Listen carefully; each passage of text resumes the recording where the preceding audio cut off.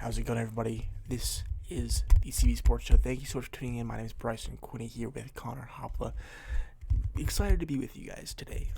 Just came off of a very interesting college football playoff championship weekend, as well as a selection show, and a good slate of Sunday football. So a lot to talk about today. We're excited to get into it with you guys. I'm just gonna jump right into it. Honestly, the college football playoff. I've been on social media all day, hearing everyone's takes. I've been listening to podcasts. Drake Toll on Locked On Big 12, his thoughts. First off, a 3-loss Alabama team should not be in the playoff. If you're gonna say as a committee that you are not going to punish a team for being in the SEC championship, okay, perfect. Don't penalize Bama, and then you go and penalize BYU. Bama got routed. BYU also got routed, but they got punished. BYU should be in the playoff. That is an 11-2 team. There are only 2 losses coming from number 4 Texas Tech. One of Alabama's losses, a 5-7 Florida State team. 5-7. And Alabama has just looked worse and worse and worse. BYU's looked good.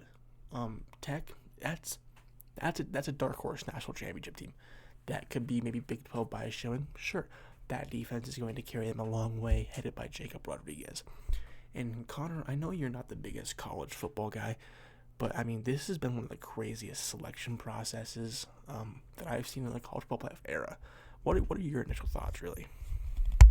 Yeah, I mean, I've kind of watched over like every week by week to see the rankings and obviously kind of see what's going to happen with the playoffs. And I've texted you throughout the week with some of the frustrations that I've had as an outsider looking in, kind of trying to get into really analyzing college football.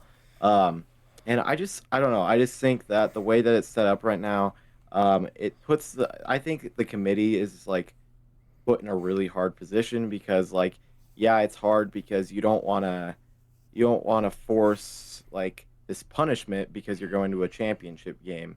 But at the same time, you have teams like BYU has 2 losses, Notre Dame who didn't get in who had 2 losses, Utah obviously, I guess Virginia kind of didn't do good in their championship game. But the main point I'm trying to make is you have these teams that have less losses and kind of look maybe arguably better, but since they went to a championship game and they're not getting punished for not looking good, and I think that these championship games are almost kind of previews of what might happen in the playoffs. Mm-hmm. In a sense, like Definitely. we kind of saw what Alabama has to give now. So I mean, I don't know. I don't necessarily love the way the system works, but I don't have a great idea of how you would fix the system. But I do think, in my personal opinion, that Notre Dame got robbed a little bit. But I do understand when you have Miami and Notre Dame right next to each other, and Miami has the head-to-head, um, that you have to kind of give that to Miami. But the one point that I did like kind of like make in my head is like, as someone that follows the NFL throughout the year, and even Alabama, look at Alabama. The first week they lost to a 5-7 team, like you mentioned, Bryson. Like a team changes so much throughout the year. Notre Mm-hmm. Dame is a completely different team today than they were in that Week 1 matchup against Miami, and Miami too. So I think it's just it's so hard to gauge right now. I'm going to bounce off a couple of your points there, Connor. I think the first step into fixing this process is getting rid of a G5 team being an automatic bid. You cannot tell me that a Tulane or a James Madison deserves to be in over Notre Dame, BYU, Vanderbilt, Texas, Utah. You have all these great teams who have shown they are phenomenal. Beat up good Power 4 teams, bowl eligible teams, ranked teams. James Madison's strength of schedule, I think, is in the 80s. They haven't beat a top 50 team, but you're going to reward them by sending them to Autzen Stadium in Eugene to get their breaks beaten off by the Oregon Ducks. I think they're 17-point underdogs, and then Tulane's 21-point underdogs. The last time Yeah, Tulane and and Ole Miss played, real quick, Connor, 5 touchdown difference. 5. yeah, and looking in like kind of as like a quote unquote casual college football fan right now, that makes the college football playoffs like I'm not looking forward to watch some of those games. It's No. just gonna be a bloodbath. Like it's not really a playoff game. It's almost just kind of like a regular season game that's exaggerated a little bit. But I mean, I don't know. I think that the system there definitely needs to be change. And I like your idea of eliminating that. But like I just don't think it's right that a team like Tulane's in there when I think if Notre Dame and Tulane were to go against each other, Notre Dame would probably win that game. So I don't know. I just think there needs to be maybe more consistency of what teams are getting in there in the sense of based off of genuine losses, not if you win your conference or not. 100%. And I think if a G5 team gets into the top 12, a genuine top 12 team, sure, give them a bid. But you have James Madison's 20, I think, two. No, James Madison's not even at 20. And then you had an 8-5 Duke team who was saying they should be in the playoff. 8-5. Let that settle in. You have 5 losses and you believe you deserve a spot as one of the best 12 teams. This is no longer a best 12 teams. It is the SEC, the Big Ten, and your 2 charity bids you currently have of James Madison and Tulane. And what's going to happen is Tulane breaks beating off of them. James Madison breaks beating off of them. In another first round game, you got Alabama in Norman, Oklahoma. Oklahoma went into Tuscaloosa, a night game, and beat Alabama. What's going to change if Alabama goes to Norman is that now Alabama's in a hostile environment. You're rematching. Why are we rematching in the college football playoff? It's a first round game. Rematches should be your semifinals, your bowl games, not your home games. I genuinely hate that. And this format is dumb. But the issue is, no matter how many teams you expand, someone's going to be mad. Instead of the 13, 14, 15 team being mad, now what you have is you go to 16 teams. Okay, well, 17, 18, 19, 20 are all going to be mad. They're not in. It's a screwed system. It should be your 12 best teams ranked 1 through 12. Plain and simple. I I think I if you agree. give auto bids, how many times out of 10 are your Big 12, ACC, Big 10, and SEC champs out of the top 12? This year, the ACC champ was for the first time. I don't even know how many years. I mean, all those conference champs you're giving auto bids to are already in the top 12.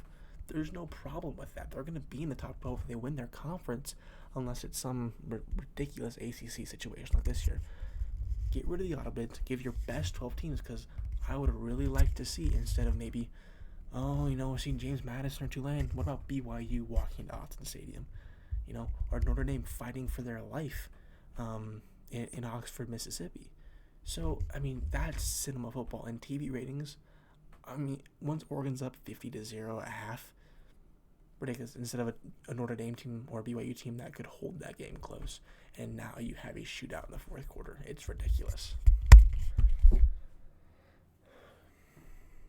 But, I mean, I don't know what else there's to say about it. Everyone's gonna complain. There's been a lot of complaining, and unfortunately, we're stuck with this format at least for next year. Just about every Power Four representative has said let's get it to 16 teams, but by the deadline of December 1st, it was not meant to extend it for the 2026 season. So we're stuck with this 12-team format and the ridiculous rules it has, at least for another year. And what's going to happen?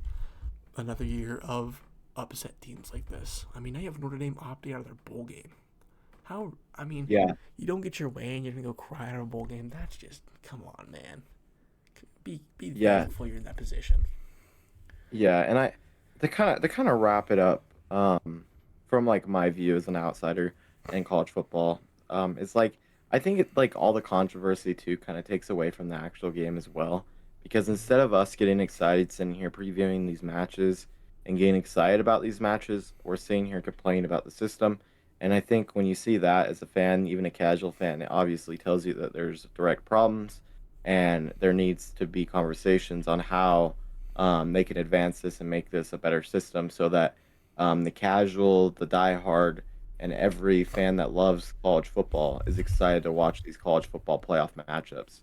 Um, Not just because you randomly got in because you won your big championship game, but you're a 4 loss team or a 3 loss team, or you know what I mean. Like, Mm-hmm. I just think that instead of us as fans, we shouldn't be complaining about the playoffs. We should be getting excited right now.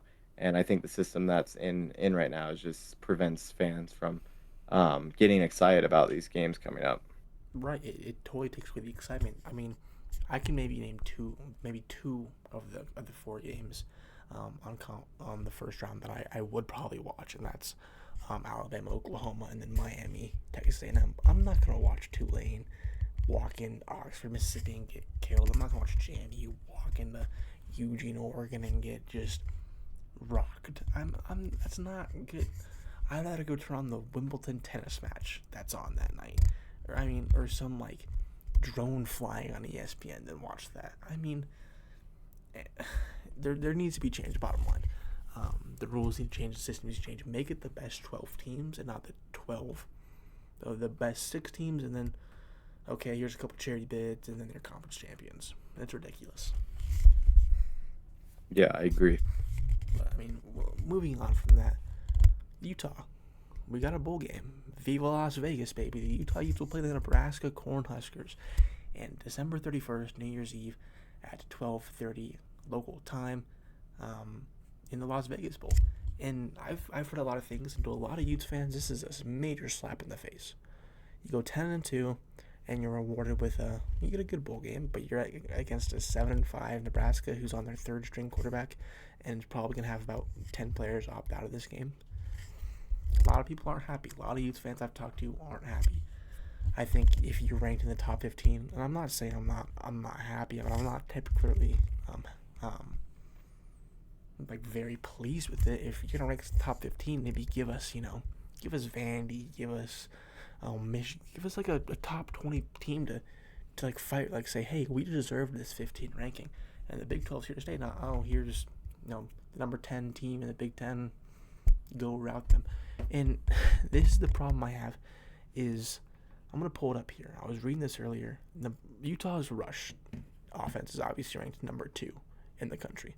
They're averaging, I think it's like 250 yards a game. Well, Nebraska's rush defense, 114th. What do you think is going to happen in this game? It's going to be done by the third quarter. A theme. Yeah, I think there's a theme. And like another thing, like too, like if I was a big Utes fan right now, I would feel kind of disrespected.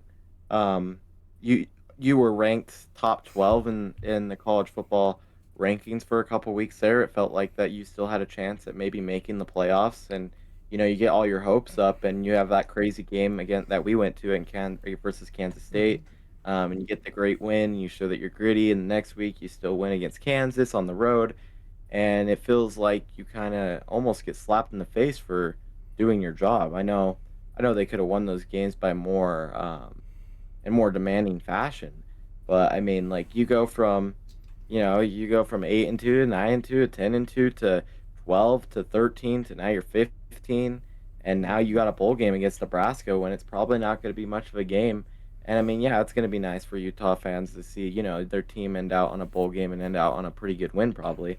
But it probably would have been nicer to kind of gauge maybe how good they really were this year by playing another bounty opponent, like you said, like give your Vanderbilt or Michigan. So I see that for sure, and I'd be very mad if I was a Utes fan like you, Bryce. I'm sure you wouldn't like that at first, and I don't know like how this really works down, but I was kind of even hoping when I saw that BYU was probably not going to make it. I was like, that would have been cool to see like a Holy War 2.0 and Yes. for the bowl game, give those Utah versus BYU what they want. At least that would feel like a playoff game to them in that sense. You know what I mean? 100%. It's happened before. The 2015 bowl game, Utah BYU. It's not on the cards. And the weird thing, especially right now with bowls, is Utah, among other former Pac-12 teams, are still fulfilling their Pac-12 bowl contracts. So with this, Utah is going to be, quote unquote, the former Pac-12 team represented. It was supposed to be a Pac-12 team, but Utah is still fulfilling, and I believe it's the last year. Or it might be one more. I'm not 100% sure, but until this new Pac-12 is formed, Utah, Arizona State, Arizona, Colorado all have to fulfill their Pac-12 bowl obligations. So that takes us out of a lot of potential good bowl games. And for BYU, they got the Pop-Tart Bowl against what was supposed to be Notre Dame before Notre Dame went and had their pity party, which now against Georgia Tech. That'll be a great game.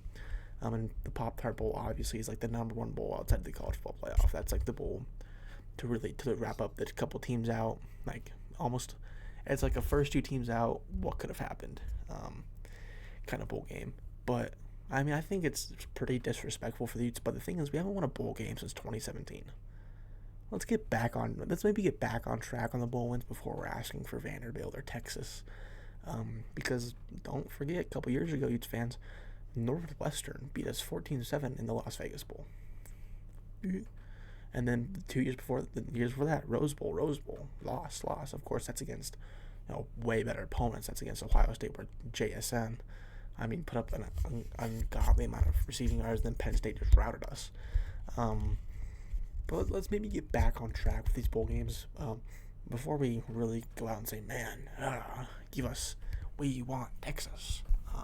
But I'm still excited. I'm still gonna watch. This will be a better game than Oregon JMU or Tulane Ole Miss. But I think we could have been a little more respected in that sense. But I'm definitely excited to watch Bird Thicklin and Devin Dampier one more time. Yeah, and obviously, I mean, going into getting close to the postseason, you're always going to want your team to make a push to get in there. But it will obviously feel nice now that you mentioned that Utah hasn't won a bowl game since 2017. It'll feel nice for the Utah Utes and that fan base to get a chance to end the season on a win. Where in the playoffs, that would have probably been a lot harder situation. So kind of gauge where you're at, win a bowl game for your fans, and give your fans that hope that maybe next year's the year where you can actually get that push going on, get that good feelings. You in the year 11-2, and who knows what can happen. Right, a lot can happen. You don't know what's going to happen with the transfer portal, who's going to leave, who's going to stay, and who's going to come into the program. So I mean, just lots happening. This signing day, we're filling the holes where needed. On that end, we have no idea who's going to transfer out. Our first transfer actually announced today, Christian Thatcher, a former linebacker out of Las Vegas, Nevada, announced his transfer day. He redshirted, didn't play really for the Utes this year. Has 4 years of eligibility.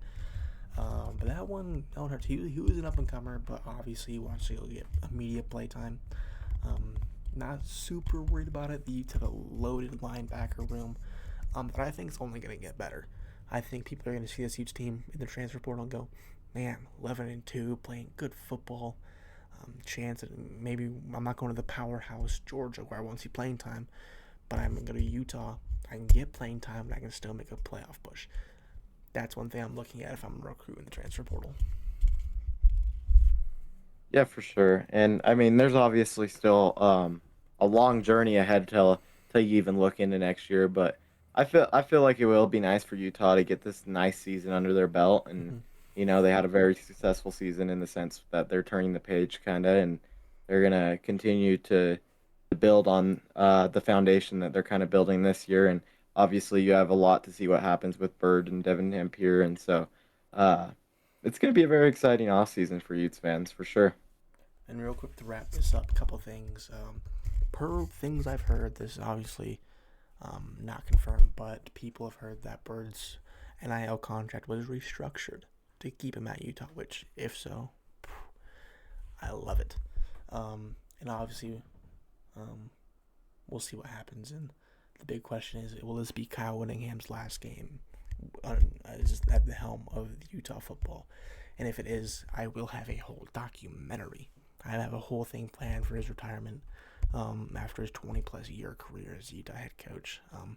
But we're in good hands if it is. Morgan Scalley, former Utah man, played at Utah, played under Urban Meyer and Kyle Whittingham, and has now been the defensive coordinator for years, and a very good defensive coordinator at that. So, but we're going to move on with that to Connor. Seahawks postgame. I'm going to give some real quick outsider thoughts. I thought they routed them. I think the score might not reflect the, oh my gosh, they killed them, but I mean, they handled every part of that game. But I mean, the Seahawks team is rolling hot at the right time. We're getting into December football, and they're pounding teams. So Connor, really, what are your thoughts as a Seahawks fan going out of this win in Atlanta? Yeah, no, this is a huge win for the Seahawks. I know the Atlanta Falcons are now 4-9, but they had some good wins on the year, and they're a competitive team. They have some very explosive players. I mean, Bijan Robinson was a candidate for MVP earlier in the year. After that, I remember after he beat the Bills and he went for that crazy game where he had like over 200 yards from scrimmage. So I mean, they have some players, and honestly, in the first half they played us really tight. I was a little nervous, honestly. I was like, dang, this is the first time that the Seahawks were playing in a game where they're heavily favored and they're not like dominating. And we went into halftime with the score being 6-6, and I was like, ooh, this is a little crazy. And right then, the Seahawks, it just felt like they went to halftime, they calmed down. You heard Mike McDonald at halftime, if you were watching the broadcast, and they asked Mike, like, what do you think's going on with your team right now? It's 6-6. You guys are playing on a road. You think you just came out a little jet lag? And he's like, we just need to calm down. We're fine. And right when we came out, starting kickoff, Raheed Shaheed finally breaks the big one. 100-yard kick return, starts off the half just right. And from there on, the Seahawks controlled the game. My biggest takeaways from the game was, man, Sam Darnold, he looked great today. He went back to that MVP self that we were talking about at the start of the year. He had 66% completion percentage on 20 for 30 passing. He had 250 yards and 3 touchdowns with a 120.5 QBR. I thought the running game looked pretty good today. Zach Charbonnet averaged about 7 yards per carry, 7 for 46. He had a good game. Finally, JSN, after last week, some of the JSN haters wanted to be like, oh yeah, 23 yards, best receiver in the league. But now he's yet again over 300 yards above second place with another big 7 catches, 92 yards, and 2 touchdown day for JSN. Cooper Kupp got in the end zone. That was awesome to see. Raheed Shaheed, of course, on top of his big 100-yard return, he got involved in the passing game, which is big. We're going to need him going in these bigger games going down the stretch now. He had 4 catches, 67 yards. And man, I cannot talk enough about how fun this defense is to watch for me. I told my dad today, and this is the first time these words have really came out of my mouth, and I've truly meant it. I think this Seahawks defense has the chance to be not just better, but way better than the Legion of Boom. And let me tell you why. The Seattle Seahawks have drafted so well. We got Devin Witherspoon with the 20th pick or 5th pick a couple years ago, same draft that we got JSN. And we have all this young talent on the defense side of the ball. Rookie Nick Emanwari, who we traded up for in the draft, he had 6 tackles, 2 tackles for loss, an interception, a blocked field goal, and a sack on the day. And that is what a true, real Rookie of the Year candidate does. I mean, he played a great game today. And last week, he was the main guy that was covering Justin Jefferson, and he only had 2 catches for 4 yards. This Nick Emanwari needs to be started to look at as one of the best corners in the league. Like, he is legit. And again, everyone knows how much the Seahawks get to the pass, only rushing 4. And today was just another example of that. They're just rushing 4 and dropping back 7. You saw when they brought Emanwari from one side, it was confusing him completely. Witherspoon got a pick on the day. We got a lot of good pass breakups. We forced 3 turnovers in the second half. And man, it was just so much fun watching this team today. They are going on all 3 levels of the game: offense, defense, special teams, and they are just demanding the game. And 37-9, that means the Seahawks going into the day were ranked number 1 in point differential at 1 plus 133. They get another 28 to this. They're plus 161 on the year now, Bryson. They're not just winning games; they are dominating games. No, 100%. And the crazy thing is that Rams loss is gonna haunt the Seahawks. It's just what's gonna happen because they're both sitting at 10-3 now, but the Rams have the head-to-head, and that's gotta suck because you could have the number 1 seed in the NFC right now, but instead you're stuck in the wild card because of that Rams loss. And hey, I mean, all power to you. The Seahawks team's playing great. And it's one of the more fun teams to watch in football right now, without question. Oh yeah, and that defense, they just fly around. Like you see it when you're watching. The formations that Mike McDonald brings to this team is just insane. We're already at 10 wins, matched the 10 wins we had last year. And I just want to say this for a second. I'm proud of this team. This is the most fun I've had watching a Seahawks team in years. Like Mike McDonald is a hell of a coach. He should be in the nominations for best coach in the league this year. And man, I mean, last year 10-7, this year we're 10-3 already. He is, I mean, he's probably like, I think he's like 13-2 now on the road. as a head coach for us. But now his record goes to 20-10. Great football. Seahawks are thriving, and man, I don't think it's crazy to say that we could win out. Next week, obviously, I'm or prayers up to healing and a fast recovery for Daniel Jones, but we're going to be able to play them and their third string quarterback because Richardson's still not back, so that'll probably be a pretty good, easier win compared to what it would have been like if Sauce Gardner was healthy and Daniel Jones didn't go down with the injury he did today.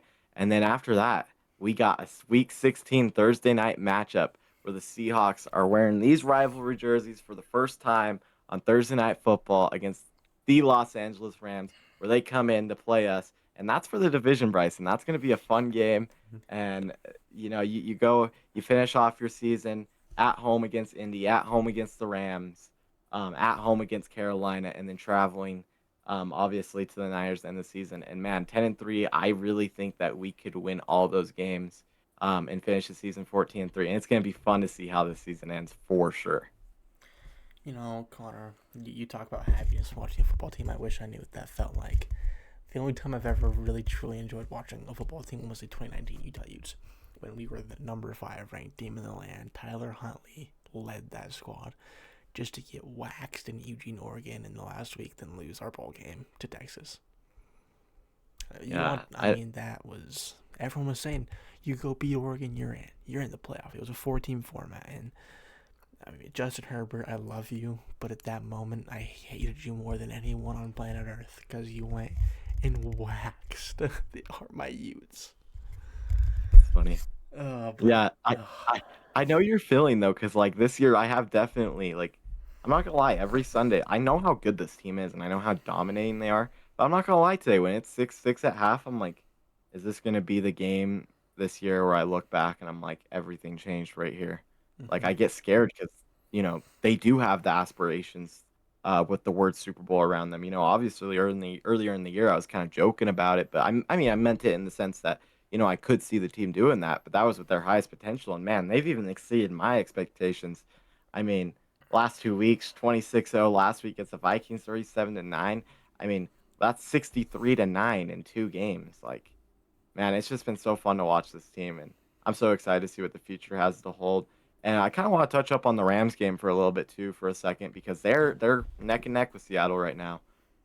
Today again, Matthew Stafford and that offense, another 45-point game. They look dominant, and man, I think you kind of saw it today. I mean, I watched a lot of the Packers Bears. I've seen, I really dialed in on the Lions Cowboys Thursday night, and so I kind of saw like all the NFC contenders kind of, and obviously tomorrow we'll see Philadelphia.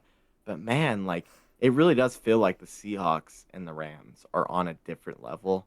And I mean, I'm so excited to see how the season ends. And the Rams are playing really good football. And my last NFL take that I kind of want to bring up uh for tonight and today's games was it was so nice as a Seahawks fan, as a fan of football, as a man who is so sick of watching the AFC go through Arrowhead. The Kansas City Chiefs are finally eliminated from winning the AFC West for the first time in so many years. And that is so awesome. I want to hear your thoughts on that. I think it's been 10 years the Chiefs have just held reign. And to hear the Chargers have a chance. The Broncos have a gauntlet. So do the Chargers. But the Broncos' luck is going to run out at some point. What we could see, don't put it past us, of a Week 18 Chargers Broncos for the division.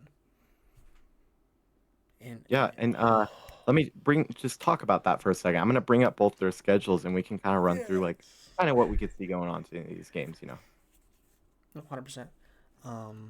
Both have gauntlets, absolutely just gauntlets coming up. That when you're in, lose, you're a little shaky on a lot of ends. But to hear the Chargers have a chance and the Chiefs don't is yes. and kind of moving on to our our next segment, what we were going to talk about anyways. Let's preview Eagles versus Chargers tomorrow. Obviously that's a huge game as we're talking about the AFC playoff picture. Is Justin Herbert going to play in this one? He's listed as questionable, but it's leaning towards yes. And just to touch on it real quick, Connor. The thing I want nothing more than Justin Herbert to go play on Monday Night Football. We're 4-0 in primetime this year. We've played great in primetime. We're getting Omarion Hampton back in the lineup. But the entire game plan is going to be changed from what we're used to seeing on Chargers football. You have to adjust around Herbert now. Obviously, Herbert's a guy that he runs the football, he takes the hit. And that's what got him injured. You see him, he'll get mowed over and he'll look up and he'll boom, hit you with that first down. I mean, Herbert plays that swag that he's going to limit back on this week. He's not going to be able to throw the ball around as much as he wants. You could see a lot of quick 10-yard outs. You're going to see a lot of running the ball. Marion Hampton and Kamani Waddell are going to get a lot of touches. You're going to see potential speed outs, jet sweeps with Quentin Johnson, Ladd McConkey, and just quick. Everything's going to be quick. You're going to see quick inside slants to Rondre Gadsden. And the biggest thing that the Chargers have going for them is Jalen Carter will not play. What do the Chargers have to do? Shove the ball in the A gap where Jalen Carter would be. Make them feel that loss of not having a Jalen Carter type player. You guys gotta remember, Jalen Carter was supposed to be the number 1 overall pick a few years back before he got into some legal trouble in Georgia. Jalen Carter is a dude. He is a guy. I mean, the fact he's not playing, just the Chargers have to eat it. They have to use every chance they can to make the Eagles feel that loss, because you have the best secondary, one of the best secondaries in the NFL. You have Blankenship, you have DeJean. Luckily, you have Quinyon Mitchell out. That's nice, but we're not going to be able to throw the ball around as much. So make them feel the loss of Jalen Carter and shove the ball up the A gap. Yeah, and I've watched a lot of Eagles games this year, just because they're contenders in the NFC, so I always kind of tune in to see what they're doing. And one thing I've noticed about the Eagles this year is they do not have the same offensive power, especially in the running game, that they had last year. Um, I mean, I don't know. I know a lot of Philadelphia fans always, because they're so crazy about their sports and the fans are so into it over there that they're always calling for their head coach job, even though they forgot like they won the Super Bowl a year ago. But um, I mean, it is kind of interesting to see. This is a big game for the Eagles. This is kind of their chance to say goodbye and put the Cowboys' dreams to rest. And the Chargers are going to be playing a lot, or for a lot too. And man, I tell you what, if I'm one of those Chargers wide receivers, or even anyone on the team, really honestly, and I'm seeing my quarterback having surgery on Monday during the week, and not even a week, or literally a week later, he's going to be out there playing for us and going to war for our season. That has to motivate me. Mm-hmm. And I understand what you mean about keeping him healthy, but man, I really do feel like this is the season for the Chargers. Coming off that win tonight for Houston, there's just so many of these AFC teams that are going to be trying to make this push, and I'm just looking here with the Chargers schedule. It doesn't get easier. I know Kansas City lost tonight, but going to Arrowhead, that's never an easy game, especially for a divisional matchup. And whether or not the Chiefs are in it, they're going to want to make sure that they at least hold some of that pride and taking care of home field. And the week after that, you go play Dallas. They've been on a roll. Tonight, you saw the Texans and what they can do. You play them. Mm-hmm. And then obviously you match that last game against Denver. So I really do think tomorrow is kind of the season for the Chargers. And I expect them to be the more desperate team at home. And I'm very interested to see kind of how the Chargers run their offense, because I think that's the tell of the game. I think the way that they use the absence of Carter and the way that they attack that and these little short screen plays maybe, and attacking that defensive line is the main thing, because like you mentioned, the Eagles have a very good secondary. Yeah, and I'm going to give you some quick keys to the game here. You mentioned Saquon Barkley. In the last 2 games, they're on a 2-game losing streak. He has not played good. And if I'm Saquon Barkley, I want nothing more than to get my get back. I need to get back on track. They're going to slam the ball with Saquon Barkley. I don't even want to know how many times they're throws. Do I have all the trust in the world in Odafe Owe, Tui Pelotu, Dan Hanley, Derwin James, 100%. But we've seen times this Chargers defense is vulnerable. We gave up how many points to the Jaguars? Who really, I'm not sold on that Jaguars team. But they embarrassed us. They embarrassed us. So, I mean, that's huge. You mentioned, Connor, the Chargers needing to want this more. They need to be the team that wants this more. This sets the tone for your final push. If you can go beat the defending champs on primetime, you have all the confidence in the world to go play the Chiefs. You have all the confidence in the world to go play the Cowboys or the Texans or the Broncos. This sets a tone. And like you also mentioned, I'm going to piggyback off you another time. If I'm a Chargers player and I see that my quarterback at the helm's going to go to war for me a week after surgery, I'm going to want to play harder. Right? I mean, All player, let's go out there. You know what I mean? 100%. Like, let's go out there. Let's play. Not only for us, but for him, the fans. Like, he's gonna give it all. He's gonna come out here to have surgery. And what am I doing? I'm just playing. I'm just playing my game. I'm gonna play harder. I'm gonna want this more. And the Chargers have to be the team that want it more if they want to come out on top. Yeah, and one thing that I kind of look at with the Chargers season is I think they're. I mean, as obvious as you've been about, and realistic you've been about the offensive line struggles with injuries, and obviously Slater going out start of the year and Alt being hurt, and had Hampton out for a while. You get him back in this game. I'm excited how he comes out and plays. Yes. But this is a chance for the Chargers to kind of put away some of the bad losses they had earlier in the year to the Giants and the Commanders and come out and not steal one, but win a game that is a football game. You know what I mean? Like a game that's going to really matter. And I think if they win this game, that gives them all the confidence. You win, you beat the defending champs. Why can't you go beat Kansas City next week? You know what I mean?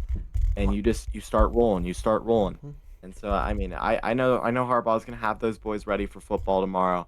And man, I'm excited. This is a good week of football for sure. Yeah, I mean, 100%. And if I'm the Chargers, the Chargers, not if I'm the Chargers, since the all injury, since the Slater injury, don't have the marquee win. Since the Hampton injury, they don't have their marquee win to start the season was the Broncos. But we've had how many injuries after that, right? We don't have that when it's like, man, that's it. This is our chance, the marquee win, to go from an average team to a legitimate playoff push team, a team that's going to make a run in the playoffs. It all starts here, and if we lose tomorrow, it could all end here. You lose all the confidence you have in yourself, and you're just going to go, it doesn't get easier. It gets harder and harder and harder. This is a do or die game for the Chargers, as much as I hate to say it, it is. Yeah, and I think not necessarily yeah, it is a very important game. The season might not be over if you lose tomorrow, but it definitely gets a lot harder, especially if you're looking at division wise. You're pretty much out of it if you lose tomorrow, division wise, in my eyes. But I mean, I think tomorrow we will see how the Chargers team is bonded as a group. One thing that I kind of failed to mention when I brought up some of these teams, when you really think about the teams that are, and I'm absenting the Broncos on this because I just don't see it with them. They play these close games. These teams that are at the top right now, when you think of the Seahawks, when you think of the Rams, when you think of the Packers, when you think of the Patriots, and you think of the past teams that have been good these last couple of years, the Eagles team last year, those teams felt like they loved playing football for each other. They felt bonded. They felt like they're picking their teammates up. One thing I wanted to kind of mention about the Seahawks, because I forgot to mention earlier, it's one thing I loved. There was a point in this game where it was literally like, let me look. I think it was 30. Seahawks were up by like 20 something, right? And all the starters are pulled from the game. The defense is out there. It's all the second string guys and all the starters on the side of the sidelines. They're all up there being active, coaching them around, hyping them up. Let's go. When they got to stop, they're jumping out on the field, running up to those guys, congratulating them. And that's the stuff that you want to see. And I think tomorrow we'll see, like, how much do the Chargers want to play for each other? How much does it mean to some of those players? And I'm sorry, if you're an offensive line, you know that the reason your team is getting held back right now is because of your position play. And you know that your quarterback needs to be protected more now than ever with the injury that he's coming off of. So go out there and play for your guy. You know what I mean? And I think we'll see a lot of the theme and the identity of the Chargers team tomorrow, based on how they play and how they hold each other up tomorrow as a group. No, you make a lot of valid points there, and I think obviously probably wouldn't be die for the Chargers like oh season's done, but we're gonna lose a ton of steam, a little confidence in ourselves. I mean, moving forward, everyone. I mean, this doesn't help anything, especially in a close wild card race. We have the Jags, the Texans, the Colts, all lingering. Who's gonna win the AFC South? And then who's gonna get wild card spots out of there? So there's a lot of resting on this game, but it all starts here. The Chargers, if they can keep, they're already 4-0 in prime time. See if they can keep it up. But I'm excited to watch football, and Connor, this will be a fun one to watch. I'm pretty sure. Maybe a little live stream on the TikTok. Who knows? Who knows? Not really anything out there, and but a lot of good things coming from the CB Sports Show. Me and Connor are super excited. If you guys haven't seen, we've been posting a lot more on Instagram now than ever. We're making TikTok push. I mean, putting all the content out for you guys, and we appreciate you guys tuning in for us. And we have potentially a big announcement coming to the CB Sports Show that we're excited to share. We're figuring out the final logistics of it. But if it does happen, I know I'm super excited. I believe Connor's really pumped for it too. But I mean, just thank you guys. I think we're gonna wrap up the pod here. This is a fun one. We have 41 minutes of just sports bantering. I mean, this is I love doing these. The fact I should see your talk sports, my best friend, and break down the games with everyone. So, with that, this is the CB Sports Show. Thank you guys. Thank you. We'll be back. I want to see if we can start getting like a set schedule going for these pods, so that you guys know when to come back. Instead of just guessing. So stay tuned for that. But definitely don't doubt on hearing from us again. Before the end of this coming week. So we appreciate you guys. Signing off. Hopefully the Chargers are Peace good out, boys. tomorrow. Let's go. Later.